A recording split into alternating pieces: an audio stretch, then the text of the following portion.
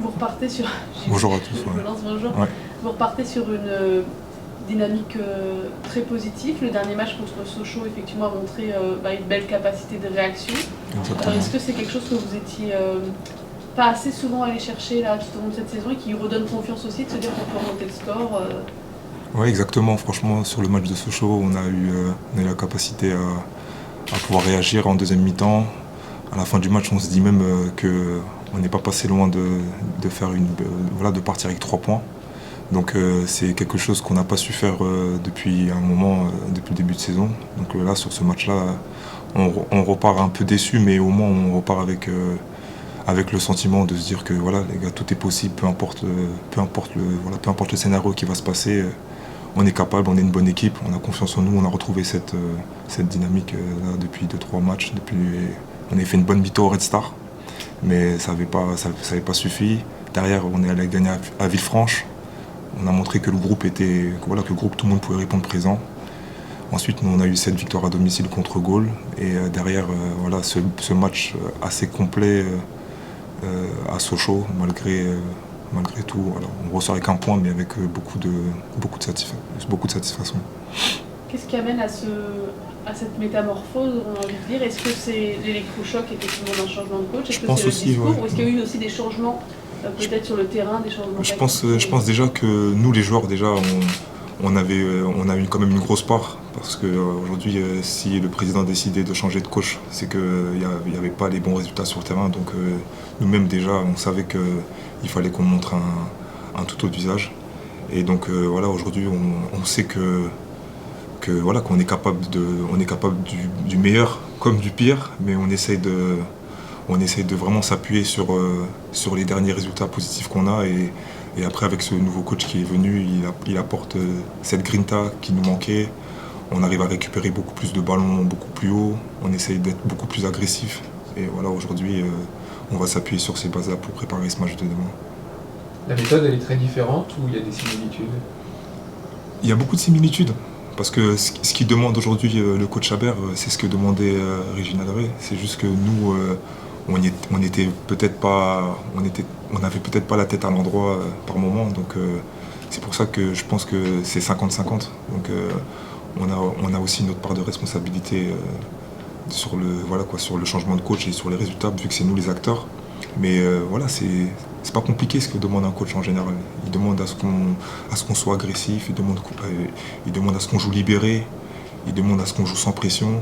Et donc voilà, aujourd'hui, avoir un niveau de discours, avoir un nouveau coach, ça remet un peu tout le monde dans le bain. Et voilà, tout le monde aux entraînements se donne à fond. Et voilà, donc ça apporte cette dynamique qui est là. Donc on n'a pas le droit à l'erreur. Chaque week-end, l'équipe elle peut changer, il n'y a pas de place assurée. Donc ça apporte du bien à tout le monde. Justement, sur cette histoire de place assurée, c'était un peu la suite de ma question.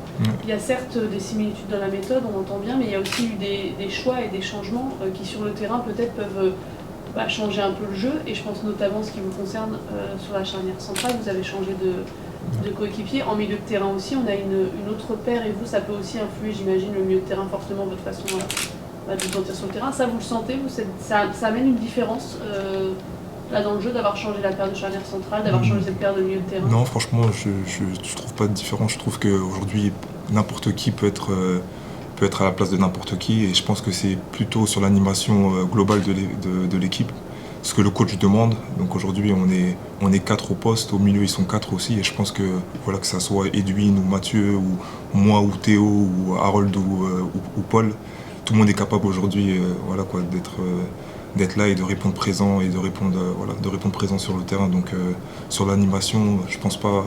C'est plus collectif. C'est plus collectif.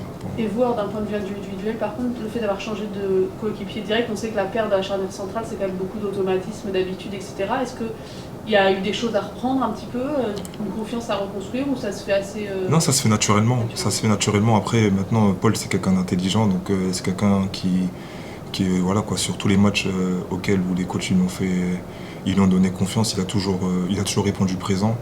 Après maintenant, c'est vrai que j'avais l'habitude de jouer avec Harold et maintenant Paul qui est là, mais je veux dire, c'est vrai que c'est pas un défenseur de métier, mais aujourd'hui, ce que le coach lui demande, il le fait. Donc moi, j'ai rien à rajouter, je me concentre sur moi-même et Et voilà. Comme Antoine Rabillard, vous aviez évolué sous les ordres du coach à Béziers. Est-ce que le fait que vous soyez dans cet effectif au moment où le coach arrive, ça facilite un petit peu l'adaptation à cette méthode qui est quand même un peu différente? Ouais, c'est sûr que pour l'avoir eu depuis 7 ans, c'est à peu près les mêmes choses qu'il demande. Donc on reconnaît un peu le discours, on reconnaît un peu les valeurs qu'il veut apporter à cette équipe-là. Donc ouais, c'est vrai qu'on arrive à plus s'adapter plus vite que les autres. Mais aujourd'hui, tout l'effectif, on ressort gagnant. Donc c'est positif pour tout le monde. Et est-ce qu'au moment de son arrivée, vous avez eu un rôle en particulier? On sait que vous êtes déjà à la base un des cadres du vestiaire. Est-ce que vous avez eu un rôle justement pour transmettre ce que lui voulait transmettre? Non, pas plus que ça. Franchement, pas plus que ça. Aujourd'hui, c'est quelqu'un qui a un aura. Ça veut dire que quand il parle, il essaye d'avoir le plus de personnes avec lui. Donc il le fait de lui-même. Donc j'ai pas eu vraiment besoin de passer pour passer un message particulier. Non, il m'a pas demandé quelque chose en particulier. Et je pense qu'aujourd'hui, il a le groupe avec lui. Donc il n'a pas besoin de moi. Il n'a pas eu besoin de moi. Il n'a pas besoin de moi. Là, vous allez affronter Martigues. On se souvient qu'au match aller, ça avait peut-être été même un petit peu un choc de la saison, on va dire, et peut-être même un moment un peu tournant avec cette défaite qui avait été très difficile à vivre. Comment vous l'abordez là, justement, avec un esprit de revanche un petit peu? Oui, bien sûr, avec un esprit de revanche, parce que le match aller, ça a été vraiment un match sans.